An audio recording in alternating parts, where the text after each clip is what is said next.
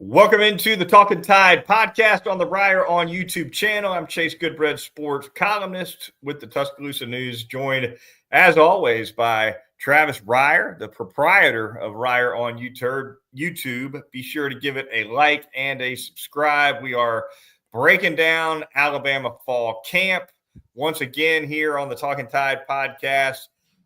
We got a opening fall scrimmage upcoming in 5 days, Travis, and of course an opener against Florida State August 30th. So coming up fast. Had media day today for you, right? You were there. Media day today. Kalen DeBoer allowed, I'm going to say roughly 10 players on offense and 10 on defense to talk to reporters for about a half an hour each. And position coaches were out there as well. So was David Ballou, the strength guy. So plenty of opportunities to gather up some intel, some of which you disseminate right away, of course, if there's any hard news, which, of course, usually there's not, or something that just kind of needs to go up quick. But the veterans, Travis, and of course, you and I are two of those, they know that it also represents a chance to catch somebody one-on-one, squirrel it away, and spring it in October, spring it in November sometimes. You know, they call it evergreen content. Yeah, that's right. Absolutely. Yeah. And David Ballou, let's give that guy some credit, at least in terms of what I can tell from practice footage and things like that. It's a good-looking football team on the hoof, as they used to like to say back in the old days. Looks like they've had a very productive offseason, I guess, from a health perspective. Pretty good shape. Most recently, Lassier Brooks, the young wide receiver, out with a boot, I guess. Doesn't seem to be anything serious with him, but we'll talk some wide receivers tonight as we move throughout the program. But tell me this from media day without giving too much away, because like you said, you might have something like a chipmunk, that you're storing for the winter. Oh, yeah. The most interesting interaction you had today, in your opinion, what would that have been? It probably was with Ballou. And I enjoyed chatting with him. First of all, he's massive. You like your strength coach to look the part, Travis? He looks the part. Yeah, he does. Yeah, no question about it. And he's got a WWE look to him. No doubt. And also, and when I used to work for the NFL for 9 years and I traveled to a lot of campuses, I made a point to interview strength coaches everywhere I possibly could. And so I've seen a bunch of them. And I'm going to say anywhere from 80 to 85% of them are bald. Yeah. It's just how they roll. Or they're shaving their head. Well, they don't have time for hair, and they coach, Chase, like their hair is on fire. That's right. That's all. But, one of the things that Ballou mentioned that I thought was interesting, he was peppered with questions about the Athletic coming out with its freak athletes list this morning. 3 Alabama linemen on that: Caden Proctor, Jaden Roberts, and Parker Brailsford. So he got, of course, peppered with questions about that. Roberts and Caden Proctor in particular have squatted 800 plus pounds. Jeez. And both of them bench north of 500. Wow. And Ballou's comment was not just with those linemen, but all those guys. He said, look, all these weight numbers are great, but if we're not doing what we need to do to help these guys transfer it to the field, then it doesn't make a darn bit of difference. Functional strength, right? Yeah. Functional performance. That's what you're looking for if you're in David Ballou's shoes. And you're also, you're trying to keep guys as healthy as you possibly can for as long as you possibly can. Because if you take the Ohio State route from a year ago and you're playing in a first round playoff game in December, I guess you're looking at as many as 17 games right now. So that's been a big part of it. I got to think for strength and conditioning folks too now with the elongated season, or at least the potential for it these days. We got the fans checking in. We got the viewers checking in, Chase. We appreciate each and every one of you. There's our pal Bob Tex Tider has checked in. Randy Longcrier checking in from Sheffield, Alabama. Tex Tider, our pal, out there in Texas. Dog 67. Tider backer in Bama. Tider's back in Bama. There we go. I think I've got everybody accounted for. And Unknown Damone, one of your favorites. Yes. He says Little Unknown starts his journey at Bama in 10 days. How about that? Congratulations on a Little Unknown. Is he going to be selling concert tickets? Yeah. Is he going to have any is he going to have any for like the 80s tour that's going to be, I'm sure, descending upon Mercedes-Benz amphitheater there in Tuscaloosa? Or did he eat 6 pairs last time around? Yeah. Like we heard from were you? Damone in Fast Times at Ridgemont High. He said Cheap Trick. That's what he says. Yeah, I mean, Cheap Trick could be on that 80s tour. Yeah. Rick Nielsen and the boys. So Chase, let's talk about again, some of the intriguing storylines. We'll start with kind of what we've seen to this point. And to help us do that, I'm going to incorporate a little practice footage, Chase, from the University of Alabama. Let's start with those wide receivers, because we talked about Latsier Brooks, what doesn't look to be a significant injury for the freshman wide receiver. I know you asked Kalen DeBoer a couple days ago about the positions and, where guys are working. And there's one guy right there, right? As we get this going in the practice footage, Ryan Williams. How about that one-handed grab right there? I mean, nothing surprises you with this guy anymore, but what did you gather from that interaction a couple of days ago? Well, what I was curious about was who can work 2 spots, 3 spots, right? Inside, outside, etc., other than Ryan Williams. We know Ryan Williams, we're going to see some of him in the slot this coming fall. Kalen DeBoer made that clear in the spring. Of course, he was strictly an outside guy as a freshman.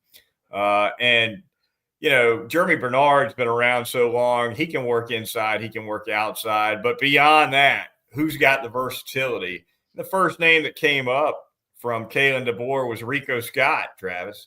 It sounds like they trust him both inside and outside too. And, when guys start going down with injuries left and right, that's big when you can stick a guy just about anywhere. And Rico Scott's been in the news too as the fastest, maybe, or one of the fastest guys on the team, clocking I think a 23.4 on GPS, where the MPH ratings that you get from GPS have completely overtaken the 40-yard dash as what's relevant to NFL scouts. The only reason you're still seeing the 40 on television at the combine every year is because of just that television. Yeah. Good for eyeballs. It's good. It's a natural attraction for fans who just want to see a time. But the translation wise, if you're north of 23 miles an hour with the GPS, that translates to 4.3 something. That's completely elite. That'll get you pulled over for speeding at Ole Miss, where we know the speed limit is what, Chase? 18 miles per hour. 18 they go around there. That'll get you pulled over. Doubt about it.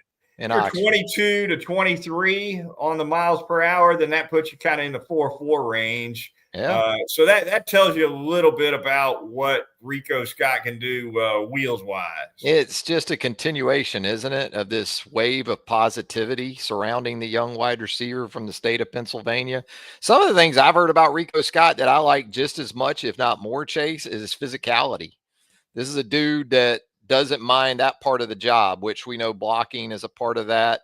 But just his willingness to do all those things that sometimes some receivers don't want to do. We see some of the receivers here in the video that we're watching. Derek Meadows, big wide receiver, young guy. I think of a Derek with size. I think of Derek Keefe a little bit from a few years back, but there seems to be some nice variety, I guess, in terms of, how they can use guys. And I know DeBoer talked about this in that aforementioned conversation that, they're going to do things formationally to get guys in certain matchups, work certain guys inside based on formations. sounded like Isaiah Horton is going to be maybe primarily more of an outside guy. But when you get to Jeremy Bernard and you get to Ryan Williams and you get to Rico Scott, those are guys that are going to be interesting in terms of how they can use them in different ways. And then also how much pre-snap motion we're going to see and those type of things that go into it. Yeah, no doubt. And I think, Ryan Grubb likes to move those tight ends pre-snap a lot. Mm-hmm. So I think we're going to see some of that. We've talked about the 12 personnel and whatnot, but, the interesting dynamic there, Travis, is, if you're Ryan Grubb and you want to go 12 personnel, but your second best tight end isn't as good a football player overall as your number 3 receiver, then you don't have your best 11 on the field. So there's that dynamic to it also. Yeah.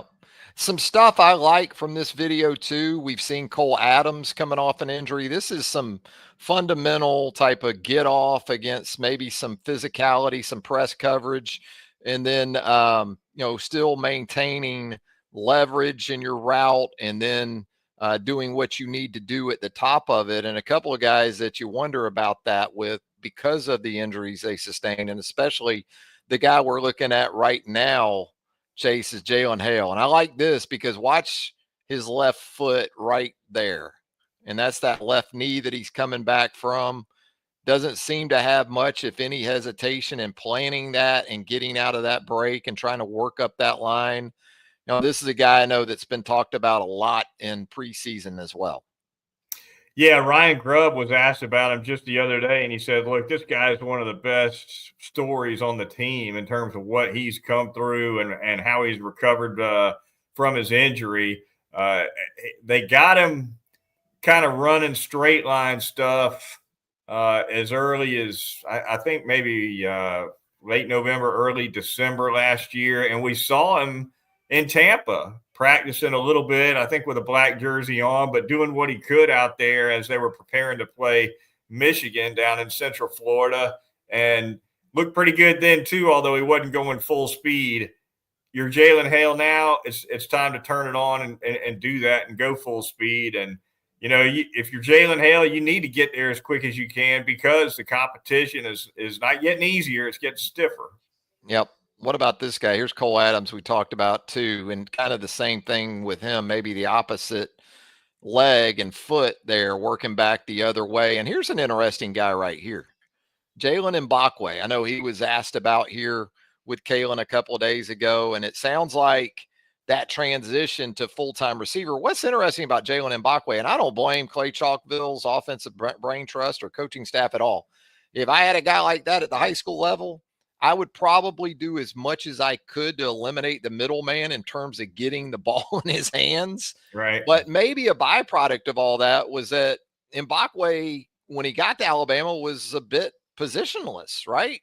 He hadn't worked at a primary position that was going to be translatable maybe for him as much to the college level. It reminded me in some ways of Kevin Falk. If you want to go way back, the old heads remember Kevin Falk, the running back, great running back at LSU and then in the NFL with the Patriots. And the thing about Falk was, though, he was a Wildcat quarterback at Karen Crow High School in Louisiana, but he was going to play running back. So it was translatable in a lot of ways, what he did. That wasn't going to be the case with Jalen Mbakwe unless you played him at the running back position. But you talk about having to navigate some tough competition. But again, you kind of take it for what it's worth. But DeBoer seemed to give a positive update in terms of how that's working. Yeah, Mbakwe is a guy who's a phenomenal athlete. And I saw enough flashes from him defensively last year as a freshman. I thought they should have left him on defense. Corners are harder to find than wide receivers. And, at the end of the season, when the transfer portal opened up, that's when it looked like he might be bolting. Next thing you know, he's back and he's playing wide receiver. So it certainly sounds like that's something he wanted. And maybe it is where he belongs. But, it's not going to be easy to get on the field. Athletically, he's absolutely the kind of athlete that can make plays downfield. But it's going to be interesting to see where he fits in. Is he an outside guy? Is he a slot guy?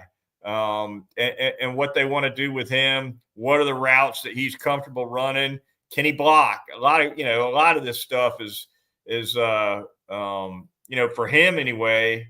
Some of this is new at the college level anyway, if not the high school level. And, it won't be easy for him. Not that playing corner was going to be easy, but it's going to be a lot of bodies at that wide receiver spot and only so many balls to go around. Yeah. Well, we're going to move to the running backs here as we go through some footage from over the weekend, courtesy of the University of Alabama. And here's a drill right here, Chase, that is a great separator between a veteran back like Jam Miller and maybe Dre Washington while we're at it, given how far along he is in his career, albeit as a transfer. And some of those guys looking to break into that top 2 or top 3 in the rotation. Here's Rob G working with his guys. And you know what this is going to be? This is sort of pass pro, working on those type of techniques and things like that. That was Jam up first. Here comes Richard Young. Now, these are, again, the situations and the drills and how they translate to the field go a long way in how that rotation works out. Yeah, who's going to be the number 2 back working with Jam Miller? That's probably the biggest question right there, Travis. And from what I understand, Daniel Hill is looked phenomenal. And of course, you've got Richard Young involved and Washington, the transfer who came in. So plenty of competition there. But you don't want to be third in the race, because if you're third in the race, then you're probably not playing. You're probably playing as much special teams as you are anything else on offense. Yep. You are. What about quarterback? It seems like there's a couple different messages that have been put out there in terms of the competition, starting at the top with Ty Simpson, Austin Mack, Keelan Russell. Kind of depends on who you talk to in terms of if that's already put to bed. We both, I think, will be shocked if it's not Ty Simpson in Tallahassee on August the 30th. But the competition between those 3, the tiers that it might be, especially going into this first scrimmage coming up in a few days. How do you see that right now? Certainly everything I'm hearing is that Simpson's the guy. I think the primary battle at this point is going to be who's going to be the number 2. Is it going to be Mack or is it going to be Russell? So we'll see how things play out. I think Simpson's somebody who probably shows a little bit more command of the playbook right now than the other 2, which is to be expected, right? He's the veteran. He's been around a long time. Obviously, Mack had more background with DeBoer and Grubb than did Simpson vis-a-vis that 2023 season at Washington. But I do think there's a lot of confidence from the players' side, from the standpoint of the offensive players. Seems to be a good bit of confidence in Ty Simpson as well, which is important. That goes into command and presence and all those things. Ball security, as I've talked about before, and you have too, absolutely huge for Ty Simpson. Turnovers were undeniably the biggest issue with Jalen Milroe's play last season. And taking care of the football is going to be at a premium for Simpson. And with the defense that he's going to have, remember Nick Saban used to say, if you kick it at the end of a drive, even if it's a punt, it's not the worst thing, right? Field goal, PAT, or a punt, he can live with all of it. Yeah, you can. I wanted to ask you about the offensive line. We're not going to see them in this footage that we're working through this evening. There's been some chatter about maybe more of the interior offensive line being home to more competition. You knew there was an opening at the 1 guard spot. We've seen or heard of, you've seen, and we've all heard of some movement here in the last few days. What do you attribute that to? Is that simply rotating some guys in and out? Or is there maybe more to this than just that left guard spot where you anticipated Cam Dewberry and Geno Vandemark competing? You kind of figure Jaden Roberts to be a guarantee, a sure thing at right guard? Is there more competition at both guard spots that you're picking up, or you maybe pulling back on that a little bit because we're not even into full pad work yet, and there's something being made of, well, they're shuffling the offensive line. We got changes. I mean, we haven't even had a full pad practice yet. Right. To me, I think the left guard spot is really where it's at in terms of competition. I expect to see Roberts back out there as a starter. Dewberry, the transfer from Texas A&M, Gino Vandermark, also a transfer, although one who's been around a little bit longer than has Dewberry. Those are your two primary candidates at the left guard spot. I handicap it for Vandermark right now. I think Dewberry, from what I've been told, is really acquitted himself well in the weight room and in conditioning in the offseason, which is what he needed to do. Right. He's dropped 20 plus pounds, and the staff definitely likes what they see of him. And in the media viewing periods, which we've gotten to see quite a bit of here early in camp, we've gone out and seen Gino with the ones at left guard. We've gone out, we've seen Dewberry with the ones at left guard. So at that spot, they're definitely working. And of course, we're not seeing anything 11 on 11, as you know, Travis. Maybe our viewers and listeners don't know that. Media viewing periods are really strictly individual drills, but there are still groupings that can be indicative of first team, second team, et cetera. And it looks like they're still giving Dewberry a look with the ones here and there. Absolutely. What about this group we're going to look at right now? Moving over the defensive side, the defensive line. A lot of good looking dudes to look at when you talk about the totality of Freddie Roach's group. A lot of experience in terms of your front line guys, James Smith, Tim Keenan. You played a good bit of Jeremiah Beeman down the stretch. We saw some of Jordan Renaud last season. Obviously, LT Overton, Keon Keeley might be ready to take another step there on that defensive line.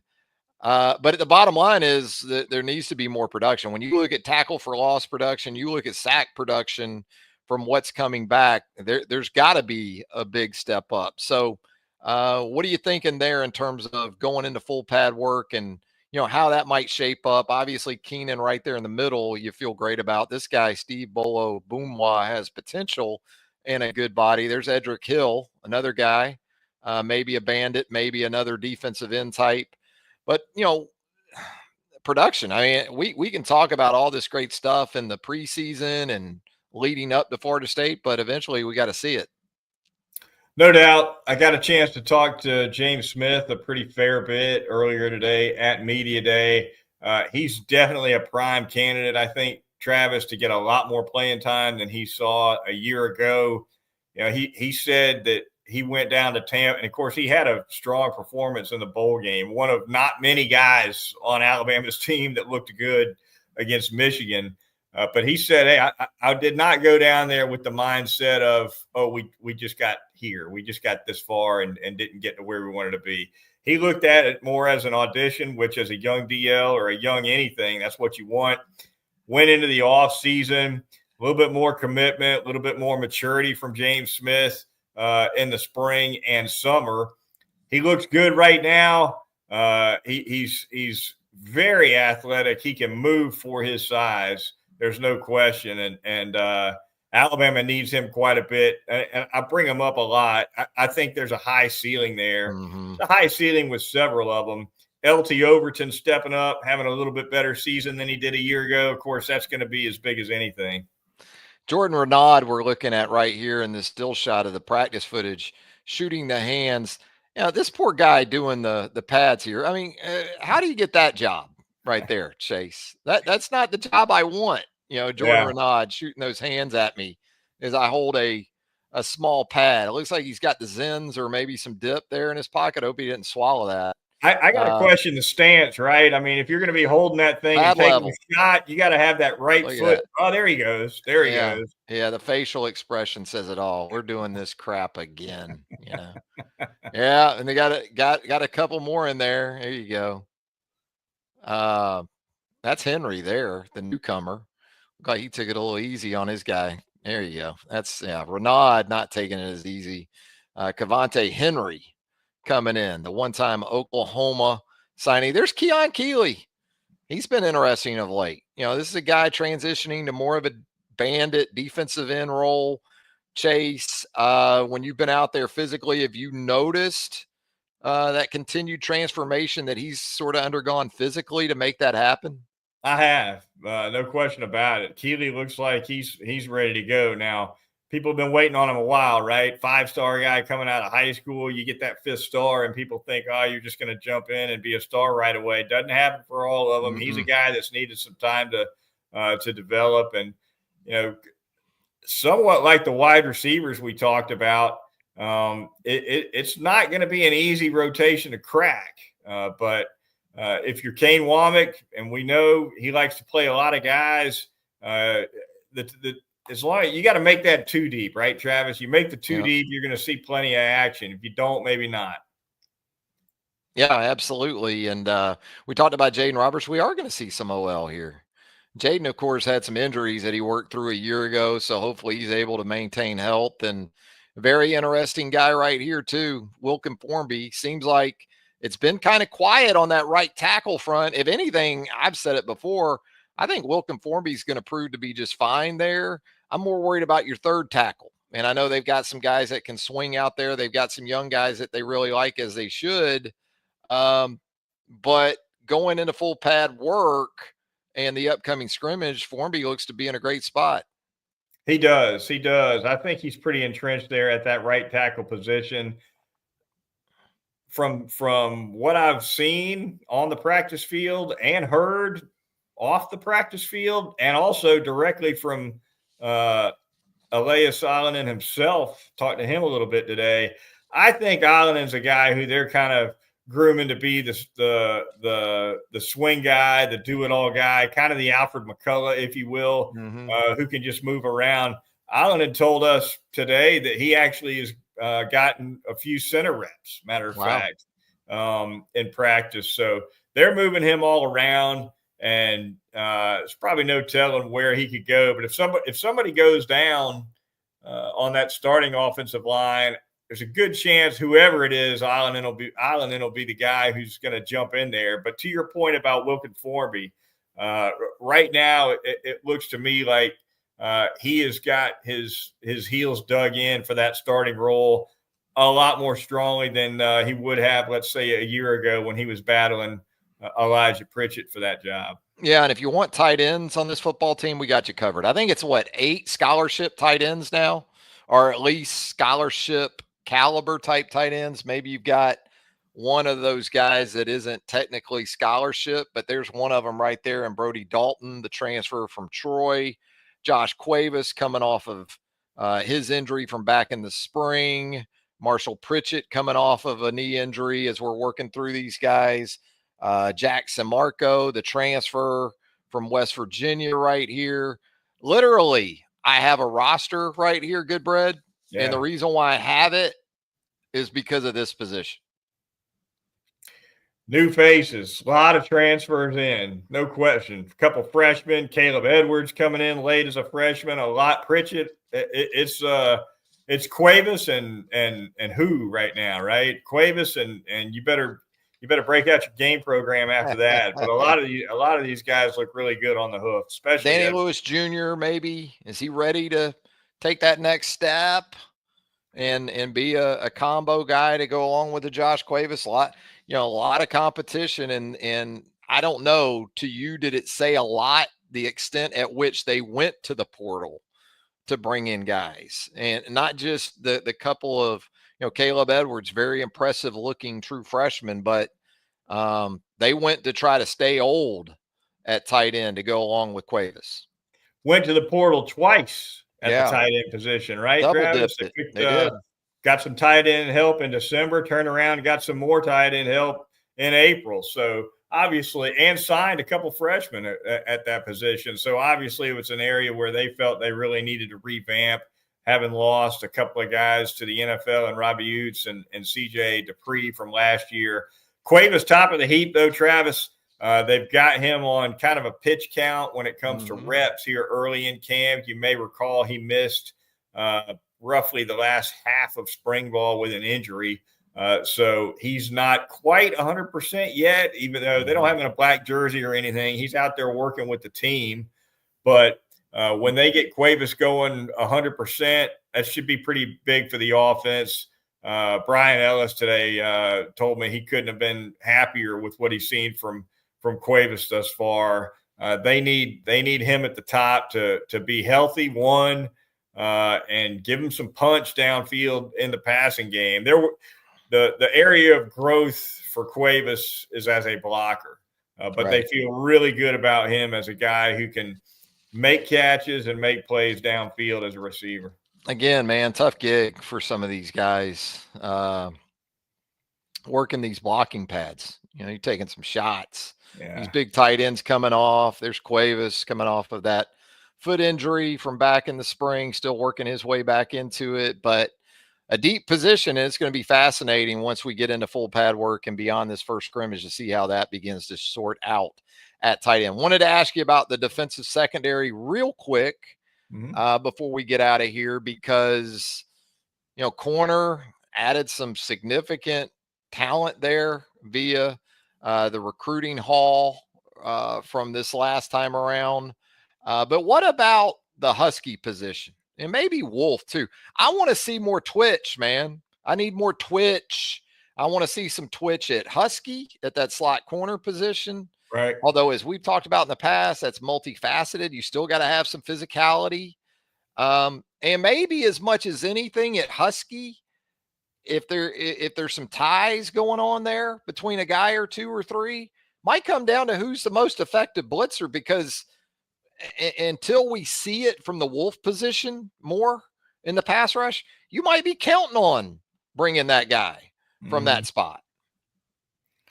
Yeah, no doubt. It's a key position in Womack's defense. And, your front runners are certainly Deshaun Jones and obviously Red Morgan working there as well. Drake Kirkpatrick Jr. working some at that Husky position. And I think Travis, and we've talked about this, how things are looking pretty darn deep at corner, conceivably deep enough to where some more guys could be looking at competing at the Husky spot just to get on the field. I think Cam Calhoun, the transfer from Utah, is a guy who could give him some help at that Husky spot too. He may be one of the moving Calhoun to Husky, maybe one of the ways they kind of alleviate that depth at corner and get some of these guys on the field more. Yeah. Going to be interesting, no doubt about that. Well, Goodbread, I think we've just about circled the bases here. Not sure about you. Anything else you want to throw in here before we get out? No, it's a wrap. Looking forward to that opening scrimmage, though, on Saturday. I think Kalen DeBoer is going to hold his post-scrimmage news conference around noon Central Time on Saturday. Yours truly is going to be seeing the drive-by truckers on Friday night. Jeez. So it's going to take a little bit of a hustle back to T-Town. Oof. That's 15, 20 years ago, Goodbread. Yeah. I can't be counted on anymore. Maybe your odds in Vegas aren't as good as they were back then. No, they're not. I know you. You'll make it work. You'll make it work. I'll be coming from Grundy County, Tennessee, and I will be setting that alarm bright. Watch out for Buford. That's the only words I have for you. Buford stick. You need to listen to that all the way up to Tennessee and back. All the way there and back. Yeah. All right. That's going to do it for this fine edition of the Talkin Tide podcast. For Travis Reier, I'm Chase Goodbread, sports columnist with the Tuscaloosa News. Once again, be sure to like and subscribe Reier on YouTube, and we will talk to you next time right here on Talkin Tide.